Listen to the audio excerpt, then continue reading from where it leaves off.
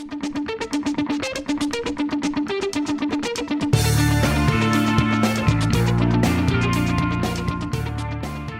effective ERP software selection is the first step to a successful digital transformation journey, but too often companies fail in their software selection efforts. And today we're going to talk about 5 of the biggest failures we've seen in the ERP selection process. My name is Eric Kimberling. I'm the CEO of Third Stage Consulting, and I'm here with Brian Potts, the COO of Third Stage Consulting. Thanks for being here, Brian. Thanks for having me. Sure. So, Brian, you recently wrote a blog about some of the biggest failures in software selection and some of the horror stories that we've seen with organizations that have either rushed through a decision or made a bad decision or let biases get in the way, and you kind of outlined some of the case studies in that way. So why don't we walk through each of those one by one? Yeah, and first, want to stress why this was done is we've blogged and talked a lot about how the concept of software selection is accelerating, how it is becoming a little bit easier. There's a lot of standards in place, but getting a proper selection is still critical to a successful transformation. You can't overlook it. There's steps you can take. There's accelerators and things that you can do to expedite it and make it easier, but it still needs to be done. Yeah, that's a good point. So the first one that you mentioned in your blog is the Midsize Manufacturer that was going SAP all the way from the start. You want to tell us about that one? Yeah, so specifically with this one, what happened is, and this is a common theme that we see, is you get an executive that had worked in a large organization, had used a previous, call it tier 1 software, and come in, worked well for them in the previous case, and just assumed that it's going to work for their new company. What was overlooked was the fact that this was a small mid-sized business, and SAP, generally speaking, not all the time, but generally doesn't fit in that kind of a space, and this was the situation here. What they found was they simply couldn't afford it. The top SAP solution that they needed wasn't going to be a good fit, so they went with the Business One product, which is a very viable product, but it's a little bit more niche. It's for specific industries, and it doesn't bring the full capability of the ECC product. So what happened was they ended up purchasing the Business One, and it didn't do what they needed to. They made the assumption that it would do everything that they had, he had in this case had known SAP could do, but it didn't. They didn't do a proper evaluation of the capabilities of the software. Right. So the biases were what led them down the path of sort of an unrealistic expectation that a lower cost version of SAP would do the same thing as the big ECC flagship product. Yeah, and this is not a case just SAP. This was that particular example, but we see this across the board. Microsoft, Oracle, Epicor, any individuals, executives that have been in a previous organization tend to bring biases with them, either good or bad. And those need to be put aside when you're looking at a new software evaluation for a new environment. Another one you mentioned in your blog is one that you and I worked on several years ago. A client we did a software selection for, our team did a software selection, and it was toward the end of the year as we were doing the evaluation and selection, and maybe tell us what happened there. Yeah, so, well, heading into the new year now, anybody who has recently been through a software evaluation understands that there's, quote, year-end discounts. Sometimes they're very enticing, and in this case, the client decided to bypass the remainder of a software selection process and actually just bought a software because it was priced right. So what we found, we got a call the day after New Year's, January 2nd, understanding that they had signed for software, and it turns out it wasn't the right software. It was one that they were looking at and one that was of potential interest, but it wasn't the right one. And several years later, they still had it sitting on their shelves, and they had never implemented it. So a case of, we call it shelfware. If you've heard that term, it's where you purchase software and never use it. And it's common. It's unfortunately too common, where you get excited about a new product, purchase it, and hope it does everything. But the two things to consider is making sure it's the good fit and what you need. The second is it takes effort to implement. This organization, in addition to having the wrong software, was never ready to implement it. They didn't have any of their processes laid out. They didn't have an understanding of where they were going with their technology platform and roadmap.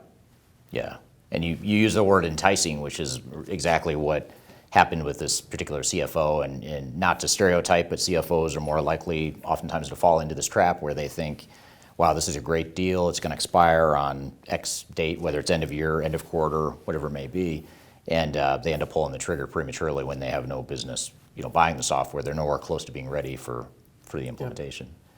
And we see that more often than we'd like to admit. Yep. But for you software salespeople, it does work. We're not telling you to do it, but Right. why not? Yeah, just may not be in the client's best interest. Right. The other thing too along those lines is, have you seen a situation where a vendor has offered up some kind of steep end of year, end of quarter, end of month, whatever discount, and had them retract that because the period came and went? You'll get the threats. Really what this comes down to is individual sales people's commission structure and incentives that they are getting. When it gets escalated across upwards in a software company, they want your business. They want you as a client. And remember that if you're not ready to pull the trigger, I don't think we've ever seen a case where ultimately a software has passed on a purchase and passed on a discount because a specific quarter, year, day, whatever passed. Right. Yeah, I can remember a few times where you had a really steep discount offered by the vendor. We advised the client to wait or to keep negotiating or to wait until they're ready to sign the contracts. But I don't recall a situation where the discount was pulled off the table and they went back to retail price. No, and that wouldn't make sense because what that does is it loses faith in the software vendor. I mean, if you make an offer, similar to a car dealership, if you go in and they've got a discount and they've made you this offer, say you have to come back by Thursday, you come back Friday, if they don't offer it to you, you're not going to buy it. So it's the same with the software market is, you've also got to be, decent on your end. And if you're committed to a software and make a promise, hold to it. But it's about trust and keeping relationships built. Yeah. So the third one you mentioned in your blog is the yes, absolutely guarantee from a software vendor. Maybe tell us a little bit about that. Yeah, so the general premise here is that software vendors obviously want your business. They want to continue working with you, and once they're in, they consider that you're their client. So if you've heard the term hunters versus farmers in the sales world, that's once you're a client with a software vendor, they're going to stick you with a farmer. That's somebody that nurtures you, that gives you a need and keeps you as their client and hopefully builds your relationship with them. So in a case where, in this case it was a CRM software, it was working for them, doing what they needed. However, they found a need to replace their ERP. So they went to their CRM vendor to ask them, what should we do? Unknowingly got kind of trapped into a case where that particular vendor had acquired they called it an ERP, it wasn't even fully developed, into their platform, pushed them onto it, and it never worked. I can't say it never worked, but it was very, very difficult. It was completely customized. It lacked financial linkage, and it didn't actually tie back to the CRM. So with no point in bringing that in if it didn't even talk to the initial software that they had. Right. It certainly didn't meet their business requirements or the needs they had for the future. No. Yeah. And there was no evaluation done, so it was kind of taking the vendor's word, like, this is what you need, okay, we'll buy it. Right. So that's not the way to do a software evaluation. It might actually be, in some cases, the right solution, but you should still vet the gaps of what you need and what it can deliver. Right. Yeah, and it's interesting because we get involved at various stages of an evaluation or an implementation. So a lot of times we come in after certain decisions have been made or a client has already headed down a certain path. So it's sometimes hard to undo that or to redirect them in a different direction. Yeah. There's a common thread that's coming from these few stories is bias. So you want to make sure that what you've experienced with a vendor in the past, that you take that with a grain of salt. If they're good to work with, that's very valuable. But consider that you're in a new situation, you've got new requirements, and it doesn't necessarily transfer over. So the fourth one that you talk about in your article and blog is the easy fix, is what you called it. Yep. And it was referring to the lease plan SAP failure. They recently tried to deploy SAP, spent a ton of money, didn't go well, ultimately led to a failure. And we wrote another blog and another video that talks about that in more detail. But in general, Lease Plan is a car rental leasing company, and they went to implement SAP and found that the functionality they needed and wanted wasn't really there in SAP. So I guess the question for you is, why do companies do this? What are some of the common things you see CIOs, CEOs, other than the enticing discounts? What are some of the other things that lead people down these paths of choosing software that they shouldn't be implementing? Yeah, a couple things. The first is human nature, we're lazy. So if we see an easy fix, we're going to run towards it. I had another recent blog about kind of the big bang, all-in-one consulting approach. It's easy to run to somewhere and think, oh, they can do everything that we need. And that's what SAP essentially is, and they promote that. But it still needs to be evaluated. It does have holes. It does have gaps. Even the top tier 1 systems cannot do everything. So what happened here was they just made the assumption that, we're very complex. We've got some very unique requirements. We must go SAP because SAP is known for handling big, complex environments. However, it simply wasn't a fit. There was, customizations needed, things that didn't really fit their industry. So it turns out it wasn't, as we saw from a lawsuit, it was not the right fit.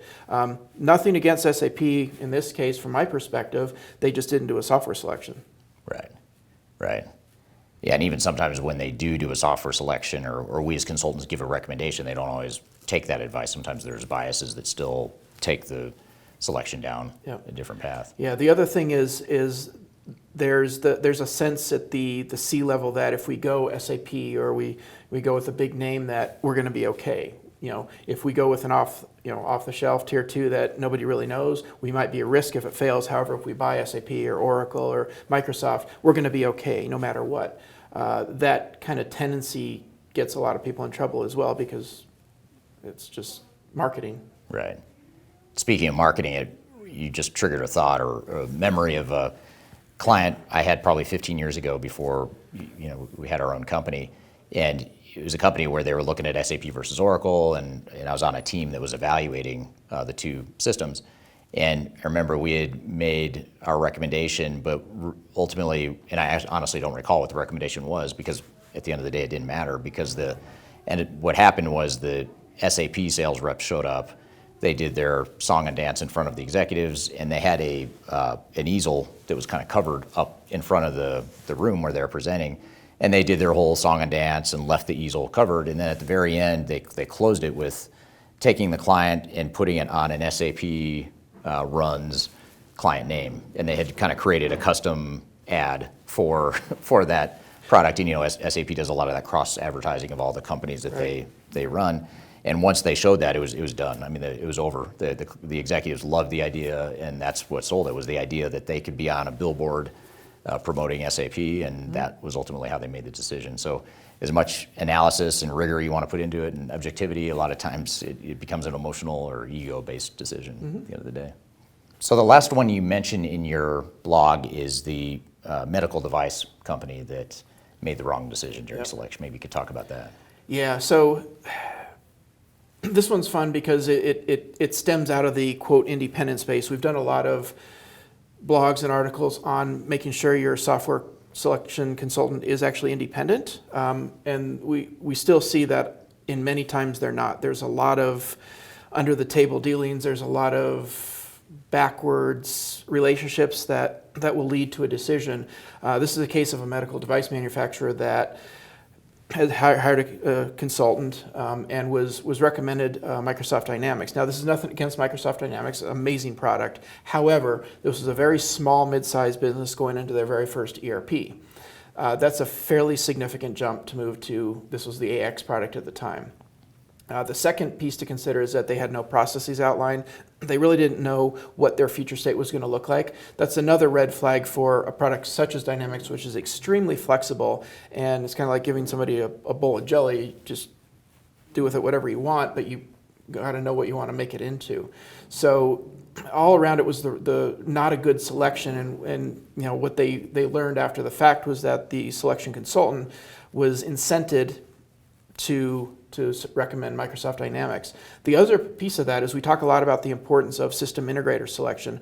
The system integrator in this case was not best aligned for their industry. Now, with Microsoft, it's not really known for the medical device arena, but there are some IP resellers that have built beyond there that can really do some good work in the medical device and manufacturing space. However, one of those wasn't chosen for this, again, due to some pre-existing relationships. So it's just a a caution to make sure you know who you're dealing with. Hire somebody who truly is independent and working in your best interest.